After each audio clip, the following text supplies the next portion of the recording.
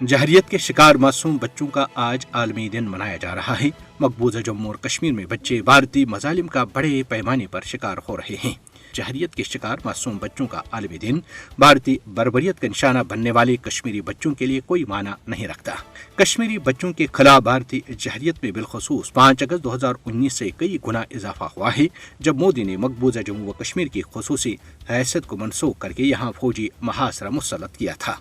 मकबूजा जम्मू व कश्मीर में बच्चों को जिनसी दरिंदगी का निशाना बनाया जाता है, उनके साथ ज्यादती की जाती है, उन्हें जेलों में डाला जाता है, मारा पीटा जाता है और यहाँ तक कि भारतीय फौजों के हाथों कत्ल किया जाता है।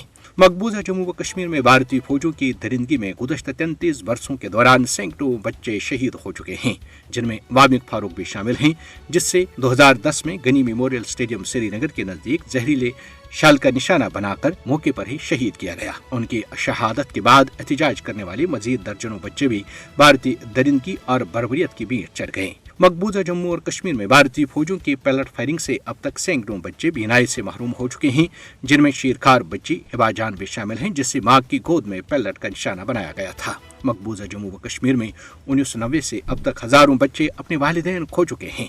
मोदी हुकूमत की गैर इंसानी पॉलिसियों का सबसे ज्यादा शिकार कश्मीरी खवातीन और बच्चे हैं। जनवरी 1989 से 31 मई 2023 तक मकबूजा जम्मू व कश्मीर में भारतीय बर्बरियत के नतीजे में 22,960 खवातीन बेवा, जबकि 1,07,903 बच्चे यतीमी से दो चार हुए।